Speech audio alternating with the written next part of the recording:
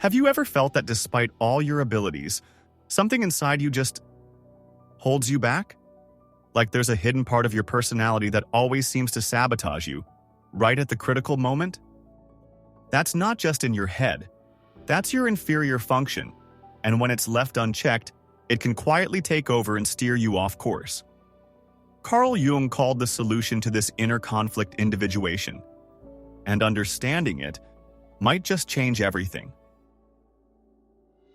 Today, we're going to explore how ENTJs and INTJs can break free from their hidden limitations and become more complete, more conscious, and more powerful leaders by facing the shadow of their own personality. Ready? Let's begin. Jung described individuation as the process of becoming whole. It means integrating the parts of ourselves that we've ignored, repressed, or underdeveloped. In MBTI terms, this isn't just about leaning into your strengths, your dominant and auxiliary functions. It's about learning to work with your inferior and even your tertiary functions, the ones you usually leave in the dark. For ENTJs and INTJs, that means coming face-to-face with FI and SE, functions that, if left unacknowledged, can create massive blind spots. But there's more. The tertiary function, SE for ENTJs and FI for INTJs, can act like a golden trap, comfortable, even seductive, but potentially imbalanced if you rely on it too heavily without conscious intention. The ENTJ is often seen as the commander, the builder of empires. With TE as their dominant function, they execute with precision.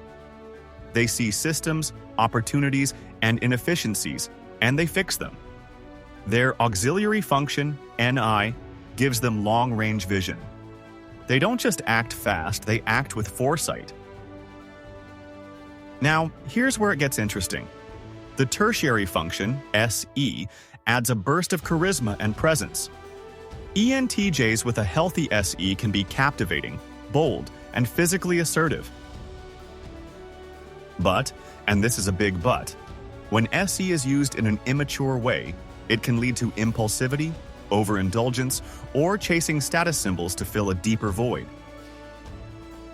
And then, there's the shadow, the inferior function, FI, Introverted Feeling.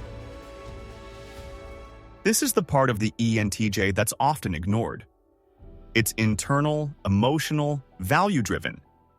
ENTJs may charge forward, focused on goals and efficiency, but if they disconnect from FI, they lose touch with what truly matters, not just to others, but to themselves. Imagine a high-powered CEO who transforms a startup into a billion-dollar company, but can't understand why people keep quitting, why the office feels cold, why, despite the success, it all feels hollow. That's what happens when FI is buried. So what do? You start asking deeper questions. Is this decision aligned with my inner values? Am I actually listening or just commanding? You slow down. You make space for empathy, not as a weakness, but as a leadership tool. And remember, when you balance D with FI, you don't lose your edge. You lead with integrity, not just strategy. Now let's talk INTJs, the great visionaries of the MBTI. Dominant NI gives them laser-sharp intuition, the ability to connect dots others can't even see.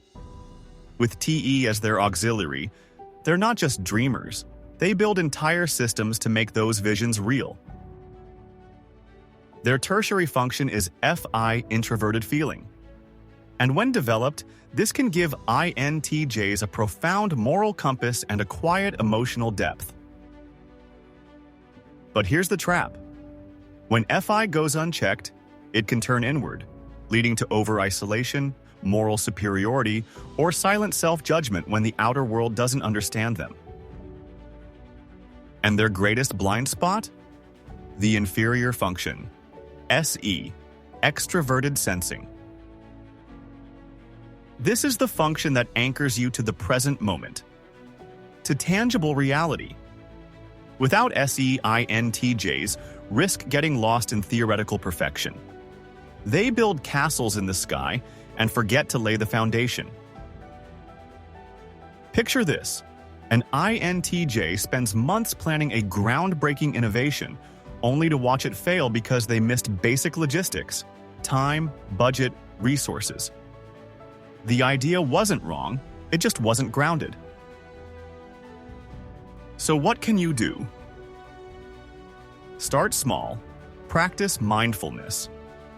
Touch reality, literally. Test your ideas in the real world. Iterate before you launch. And watch how your vision becomes not just brilliant, but real.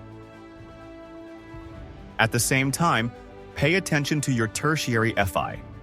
It can be a guiding light, yes, but if it starts to isolate you from feedback or push you into inner rigidity, it's time to balance it with external perspective. Individuation isn't about changing who you are, it's about becoming whole. It's what allows ENTJs to lead without becoming tyrants, and INTJs to create without losing touch with the world. Real growth doesn't happen in comfort. It happens when you face exactly what scares you inside yourself. So, what about you? Have you ever felt sabotaged by your own personality? Have you ever caught a glimpse of your shadow and didn't quite know what to do with it? Let's talk about it. Drop your story in the comments. I want to hear how individuation has shown up in your life. And if this video helped you make sense of something inside you, give it a like. Subscribe for more deep dives like this one. This could be the beginning of an entire series on MBTI shadow integration. Thanks for watching. See you in the next video.